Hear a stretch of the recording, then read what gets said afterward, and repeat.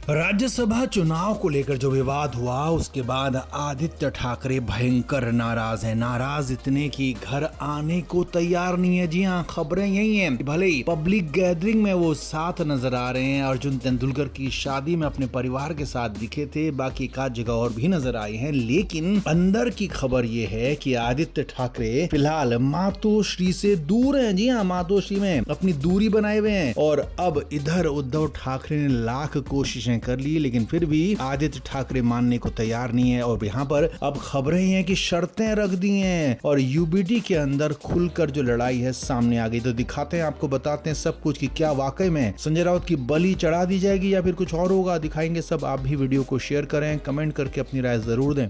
तो राज्यसभा चुनाव में शरद पवार का चुना जाना तय हो गया है। विपक्ष ने उन्हें अपने उम्मीदवार के तौर पर पेश किया, उन्होंने नामांकन किया और अब बात ये है कि इससे भी आगे बढ़ गई है, क्योंकि आदित्य ठाकरे किसी भी कीमत पर शरद पवार को नहीं चाहते थे कि वो राज्यसभा जाएं और इस बार पूरे विपक्ष के कोटे से जाएं। आदित्य ठाकरे चाहते थे कि उनकी पार्टी की सांसद प्रियंका चतुर्वेदी ही बने और वो लगातार इसके लिए पैरवी कर रहे थे। लेकिन पहले शुरुआत में तो उद्धव ठाकरे भी तैयार थे, लेकिन बाद में उद्धव ठाकरे पलट गए और उद्धव ठाकरे ने पूरा शरद पवार का खेमा ज्वाइन कर लिया। एक तरीके से शरद पवार को समर्थन दे दिया और इसके पीछे मास्टरमाइंड बताए जा रहे हैं संजय राउत, क्योंकि शरद पवार के नाम को भी सबसे पहले संजय राउत ने ही यहाँ पर फ्लोट किया था। संजय राउत ही सबसे पहले शरद पवार का नाम लेकर आए थे, उन्होंने ही नाम लिया, उन्होंने ही शरद पवार को राज्यसभा भेजने में बड़ी मदद की। अब खबरें तो अंदर की ये भी हैं कि संजय राउत इस बहाने अपना रास्ता साफ कर रहे थे, क्योंकि 2028 में राउत का भी कार्यकाल पूरा हो रहा है। तो संजय राउत इस बार चाहते थे कि यूबीटी ना लड़े और अगली बार यानी कि 2028 में यूबीटी लड़े तो उनको मौका मिल जाए और वो राज्यसभा सांसद बने रहे। तो अब ये बात अंदर की है कि संजय राउत ने ये सोचा, लेकिन इस पूरे मामले में बिदक गए हैं उद्धव ठाकरे के बेटे आदित्य ठाकरे। जी हाँ, युवा नेताओं को लीड कर रहे आदित्य ठाकरे के साथ साथ उनके युवा नेता, बहुत सारे युवा कार्यकर्ता नाराज हैं इस पूरे के पूरे फैसले से। और खबरें यही है अंदर खाने की, आदित्य ठाकरे घर पर नहीं है, मातोश्री नहीं आ रहे हैं और उद्धव ठाकरे ने लाख कोशिशें कर ली हैं, लेकिन अब फाइनली आदित्य ठाकरे ने शर्तें रखी हैं और संजय राउत को लेकर बड़ी बड़ी बातें बोली हैं। जी हाँ, सूत्रों के मुताबिक खबर है कि आदित्य ठाकरे संजय राउत का दखल पार्टी के अंदर अब कम चाहते हैं और उन्हें आधिकारिक प्रवक्ता के पद से हटवाना चाहते हैं। जी हाँ, आदित्य ठाकरे चाहते हैं कि अब पार्टी का कोई नया चेहरा आए, संजय राउत के बजाय किसी और को मुख्य प्रवक्ता बनाया जाए, ताकि संजय राउत अपने एजेंडे पार्टी में ना थोप सकें, अपने एजेंडे ना चला सकें, क्योंकि संजय राउत के इस फैसले को आदित्य ठाकरे अपना पर्सनल एजेंडा मानते हैं, जो उन्होंने राज्यसभा में शरद पवार को भेजने में मदद की और इसीलिए यहाँ पर रख दी हैं बड़ी बड़ी शर्तें। अब खबर ये भी है कि इसके अलावा भी कम से कम 4 से 5 शर्तें और रखी हैं आदित्य ठाकरे ने वापसी के लिए। लेकिन अब सवाल ये भी है कि उद्धव ठाकरे क्या वाकई में संजय राउत की बलि चढ़ा देंगे, उनसे सारा सब कुछ अधिकार छीन लेंगे, उनके सारे अधिकार सीज कर देंगे, या फिर फिलहाल पर कतरे जाएंगे उनके, फिलहाल उन्हें दूर रखा जाएगा मीडिया ब्रीफिंग से, क्योंकि आदित्य ठाकरे आखिरकार उद्धव ठाकरे के बेटे हैं, उनकी बातों को मानना ही पड़ेगा, आज नहीं तो कल उन्हें मनाना पड़ेगा, समझाना पड़ेगा। तो इसीलिए अब सारी की सारी पूरी की जो नजरें हैं सब आदित्य ठाकरे के पिता पर टिक गई हैं। उद्धव ठाकरे इस पर क्या फैसला लेते हैं ये जानने वाली बात होगी। तो आप इस पर क्या कहेंगे, आप भी कमेंट करके जरूर बताएं, वीडियो को शेयर भी करें।